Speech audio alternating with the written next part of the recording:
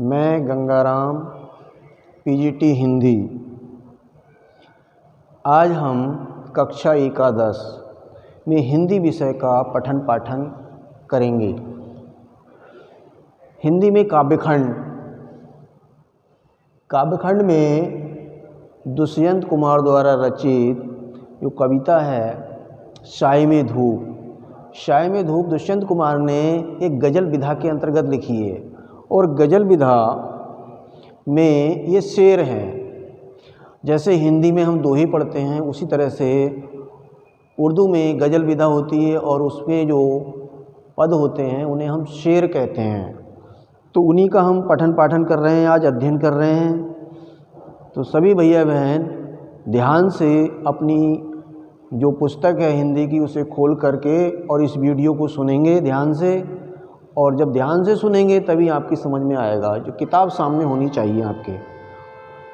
तो इसमें दुष्यंत कुमार जी ने जो समाज सेवा के लिए, समाज कल्याण के लिए जो विभिन्न प्रकार के सेवा प्रकल्प समाज ने, सरकार ने तय किए थे, उन पर कटाक्ष करते हुए कहते हैं कि वो सेवा प्रकल्प अपनी पूरी जिम्मेदारी से काम नहीं कर रहे हैं। और समाज पे भी कटाक्ष किया है इसमें, क्योंकि समाज भी पूरी जिम्मेदारी से उन सेवा प्रकल्पों से सहयोग या सेवा नहीं ले रहा है। तो उसी संबंध में उन्होंने इस पाठ में कहा है। पहला शेर देखेंगे। कहाँ तो तय था चिरागा हर एक घर के लिए, कहाँ तो तय था चिरागा हर एक घर के लिए, और कहाँ मयस्सर चिराग मयस्सर नहीं शहर के लिए। तो कभी यहाँ ये कहना चाहता है कि जब हमारे समाज ने, हमारी सरकार ने और हम सब ने ये तय किया था, निश्चित किया था कि विकास रूपी चिराग यानी कि दीपक प्रत्येक घर के लिए उपलब्ध कराया जाएगा, लेकिन वह विकास रूपी दीपक प्रत्येक घर के लिए बात हुई थी, ना कि वो पूरे शहर के लिए भी यानी पूरे नगर के लिए भी उपलब्ध नहीं है। यहाँ मयस्सर शब्द आया है, आप देखेंगे मयस्सर।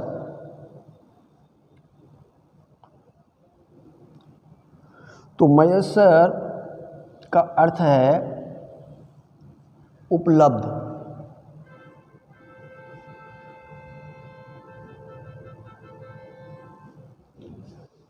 उपलब्ध नहीं है, पूरे शहर के लिए भी उपलब्ध नहीं है, ऐसा दुष्यंत कुमार जी कह रहे हैं। दूसरा शेर देखेंगे। यहाँ दरख्तों के साए में धूप लगती है, चलो यहाँ से चलें और उम्र भर के लिए। तो कवि कहना चाहता है कि ये जो दरख्त कहते हैं पेड़ों को, दरख्तों यानी कि पेड़ों के, साए कहते हैं छाया में, धूप लगती है यानी जो बड़े बड़े वृक्ष लगे हुए हैं उनकी छाया में भी धूप लग रही है। इसलिए यहाँ से, इस स्थान से को छोड़ के चले जाना चाहिए जीवन भर के लिए, उम्र भर के लिए, जीवन भर के लिए।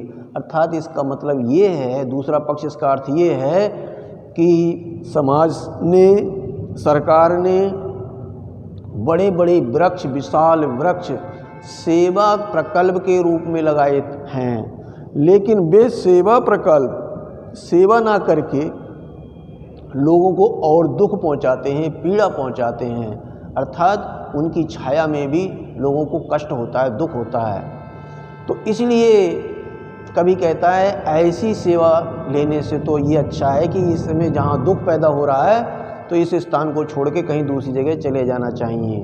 अब सेवा प्रकल्प या बड़े बड़े दरख्त, पेड़ को क्या कहलाते हैं आज के समय में? और अगर हम व्यवहारिक देखें इसे, तो जैसे सरकार के प्रकल्प हैं, सेवा प्रकल्प, जैसे हॉस्पिटल हैं, अस्पताल हैं, पुलिस स्टेशन केंद्र हैं, डाकखाने हैं, शिक्षा केंद्र हैं और बहुत सारे ऐसे सेवा केंद्र हैं जो समाज की सेवा के लिए, समाज की सुख सुविधाओं को पूरा करने के लिए लगाए हैं। बिजली विभाग है, यातायात विभाग है, रोड विभाग है, तो सड़कें नहीं बनेंगी, बिजली समय से नहीं मिल रही है, अस्पताल में दवाई नहीं मिल रही है, पुलिस स्टेशन में जाएं तो पुलिस सही न्याय नहीं करवा रही है।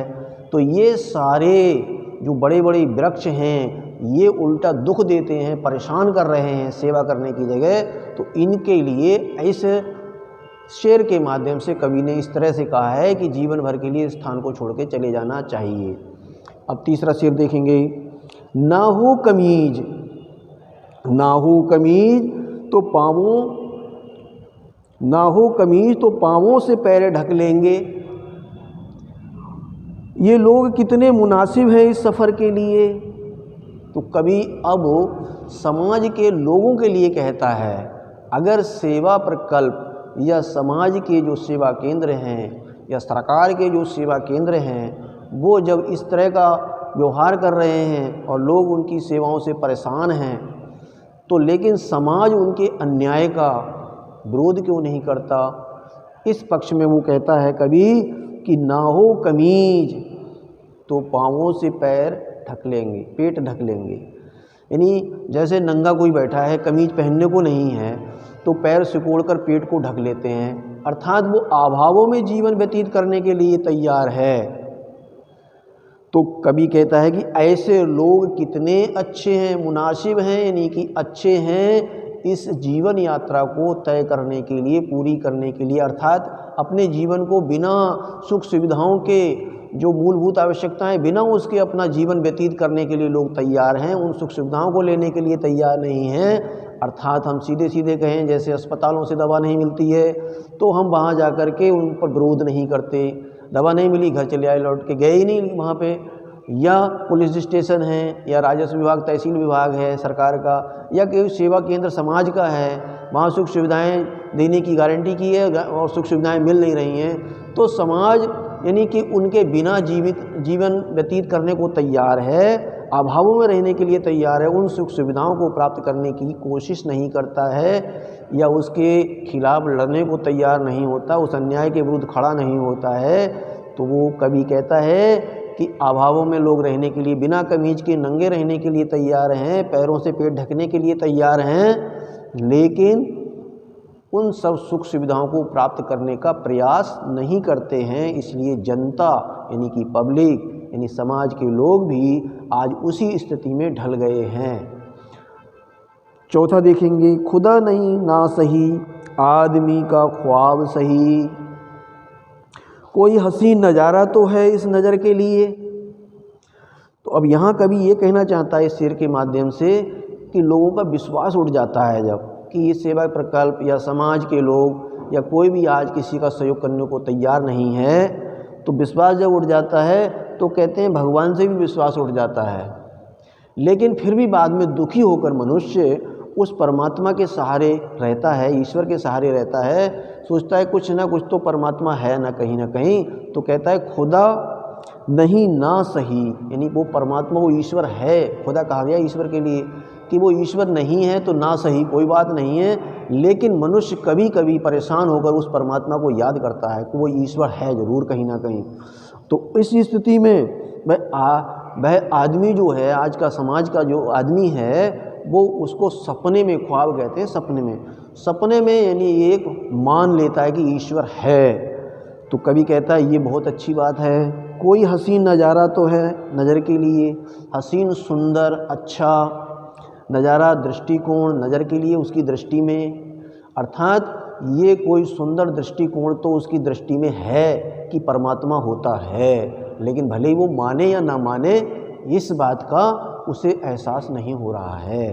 तो कवि ने इस बात की पुष्टि की है इस शेर के माध्यम से। चौथा शेर देखेंगे। पांचवा देखिए यहाँ। बेमुतमईन है कि पत्थर पिघल नहीं सकता, मैं बेकरार हूँ आवाज़ में असर के लिए। कवि इस शेर में ये कहना चाहता है मुतमईन हूँ, अस्वस्थ हैं, उन्हें विश्वास हो गया है क्या कि पत्थर को पिघलाया नहीं जा सकता है,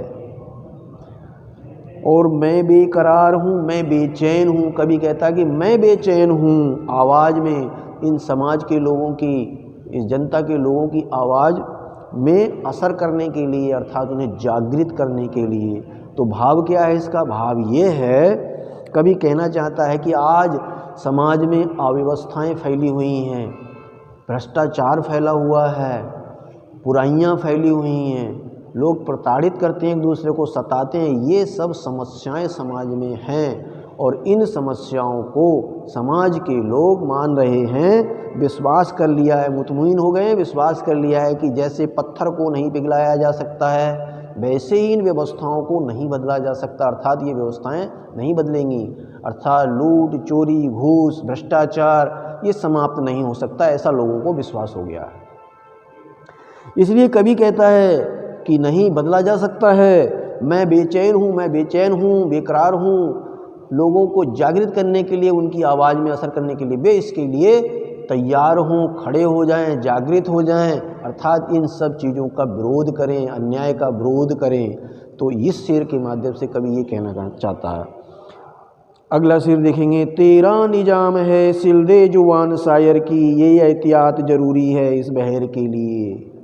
कवि कहता है क्योंकि जो सरकार की व्यवस्थाएं हैं, सरकार के प्रकल्प हैं, जो ऊपर से हम पढ़ते चले आ रहे हैं अभी शेरों में, तो वो काम ठीक से नहीं कर रहे हैं। तो कहीं पब्लिक, जैसे कवि ने कहा कि मैं बेचैन कर रहा हूँ, सबको जागृत करने के लिए बेचैन हूँ, अर्थात प्रोत्साहित कर रहा हूँ इनके विरुद्ध आवाज़ उठाने के लिए। तो वो कहना चाहता है कवि कि निजाम कहते हैं राजा को, शासक को।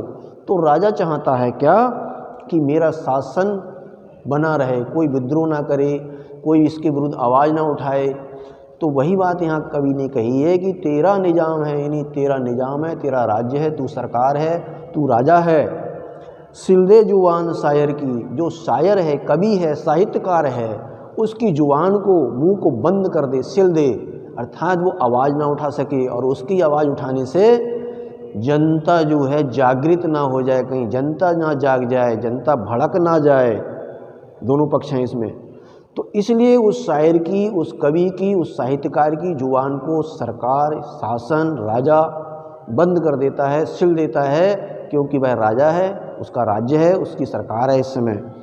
ये एहतियात ज़रूरी है। एहतियात कहते हैं सावधानी को, एहतियात, सावधानी। ये सावधानी बहुत ज़रूरी है। कौन सी सावधानी? इस बहर के लिए, अर्थात राजा को अपनी सरकार चलाने के लिए, अपना शासन चलाने के लिए, अपना सुरक्षित शासन चलाने के लिए दमन की नीति जरूरी है, बंधन की नीति जरूरी है, नियमों की नीति जरूरी है। उसी प्रकार से एक कवि को बहर कहते हैं, छंद, कविता लिखता है वो एक छंद में लिखता है, जैसे एक शेर है ये। तो वह छंद को बांधने के लिए, बंद करने के लिए उस कवि को भी बाद में उन शब्दों की, उन वर्णों की, उन अक्षरों की ज़रूरत पड़ती है, और शब्दों के द्वारा वह छंद पूरा कर देता है, पूर्ण कर देता है। तो उसी प्रकार से शासक भी समाज में कोई आवाज़ ना उठाए, कोई विद्रोह ना करे, कोई शासक के खिलाफ आवाज़ ना उठा दे, इसलिए वह इस नियम को बनाता है, बांध देता है, लोगों को दमन करता है, अर्थात कानून द्वारा, नियमों द्वारा। उसी प्रकार से दूसरा ये सावधानी जरूरी है कि एक कवि भी किसी छंद की रचना करता है, किसी कविता की रचना करता है, तो उसे भी बंद करता है, अर्थात समाप्ति करता है। तो इस प्रकार से कवि ने ये पक्ष रखा है। यहाँ आखिरी शेर देखेंगे हम। आखिरी शेर बड़ा महत्वपूर्ण है हम सबके लिए। जिए तो अपने बगीचे में गुलमोहर के तले, बगीचे में गुलमोहर के तले। तो बगीचा होता है, सब जानते हैं, गुलमोहर का एक पेड़ होता है जो फूलदार पेड़ होता है, एक गुलदस्ते की तरह फूल खिलते हैं उसके ऊपर। तो कहता है कवि कि जिए तो हम अपने इस बगीचे में गुलमोहर के तले, गुलमोहर के नीचे, गुलमोहर का एक खिला हुआ पेड़ है फूलों की तरह। कहता है कवि कि जो बगीचा है वो हमारा ये देश है। क्या है? ये हमारा देश है, ये राष्ट्र है, कि इस राष्ट्र रूपी बगीचे के लिए हम जीवित रहें, हम काम करें। ये गुलमोहर की तरह एक दस्ता बना हुआ है, गुलदस्ता बना हुआ है, और उसके लिए हम जीते हैं, अपने देश के लिए जीते हैं, अर्थात अपने बगीचे के लिए जीते हैं। और मरे तो गैर की गलियों में गुलमोहर के लिए।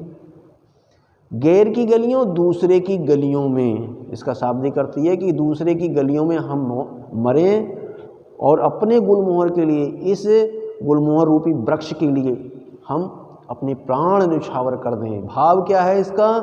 कि यदि हमारी मृत्यु भी हो तो हमारी मृत्यु दूसरों की सेवा करते हुए हो। गैर की गलियों का मतलब दूसरों की सेवा करते हुए हो, समाज की सेवा करते हुए हो, हमारा बलिदान हो, हम शहीद हो जाएं दूसरों के लिए। और किसके लिए? इस देश के लिए। गुलमोहर वही आया जो देश के लिए हमने कहा है कि इस देश के लिए दूसरों की सेवा करते हुए अपने आप को हम बलिदान कर दें, शहीद हों। ऐसी स्थिति में हमारी मृत्यु भी हो जाए तब भी हमें अच्छा लगेगा, अर्थात हम दूसरों की सेवा करते हुए अपने आप को बलिदान करें, शहीद कर दें। तो यहाँ पर देशभक्ति, देश के राष्ट्र की भावना से जुड़ा हुआ है अंतिम। तो यहाँ पर हमने ये 7 जो हैं शेर पढ़े हैं।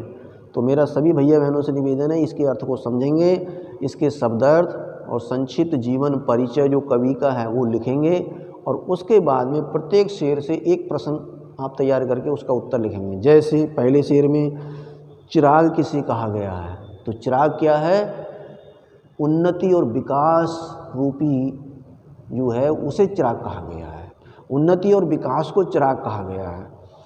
दरखत किसे कहा गया है? दूसरे शेर पे कहा गया दरखतों। तो दरखत जो हैं वही जो सेवा प्रकल्प हैं, उन्नति और विकास के जो केंद्र हैं, सेवा प्रकल्प हैं, वो वृक्ष हैं। उन्नति और विकास रूपी जो वृक्ष हैं उन्हें पेड़ कहा गया, दरखत कहा गया है। कमीज ना हो कमीज तो पाँवों से पैर ढक लेंगे। पंक्ति का भाव क्या है? हम अभावों में जीवन व्यतीत कर लेते हैं, लेकिन हम उन वस्तुओं को प्राप्त नहीं करते हैं। उनकी जो सुविधाएं हैं, उनको जो चाहिए सुख सुविधाएं, वो प्राप्त नहीं करते हैं। अभावों में जीवन जीने के लिए तैयार रहते हैं, इसका भाव यही है। कौन सा दृष्टिकोण बताया है? सुंदर दृष्टिकोण कौन सा बताया गया है? कि मनुष्य जो है ईश्वर को मानता है। क्या नहीं पिघल सकता है? पत्थर नहीं पिघल सकता है। क्यों नहीं पिघल सकता है? कि जैसे कि आजकल की जो समस्याएं हैं, वो आदमी को विश्वास है कि आजकल की समस्याएं जो बदली नहीं जा सकती, उसी तरह से पत्थर नहीं पिघल सकता है। निजाम किसे कहा गया? शासक को कहा गया, राजा को कहा गया है। और यहाँ बगीचा गुलमोहर किसका प्रतीक है? बगीचा और गुलमोहर अपने देश का प्रतीक है। ये इस तरह के हर उससे एक क्वेश्चन तैयार करेंगे, और इस तरह से जब क्वेश्चन हम तैयार करेंगे, प्रश्न तैयार करेंगे, अपनी नोटबुक में लिखेंगे ये, और लिखने के बाद में सभी भैया बहन जो है मेरे वाले जो व्हाट्सअप नंबर है, मेरा व्हाट्सअप नंबर, उस नंबर पे ये लिख के डालेंगे जो है। जब मैं इसे आपको सेंड कर दूंगा तो उसके बाद में आप ये काम पूरा कर लेंगे। एक दिन बाद लिख के डालेंगे कि हमने ये कार्य पूर्ण कर लिया है, यानी कि काव्यखंड का साई में धू पाठ पूर्ण कर लिया है।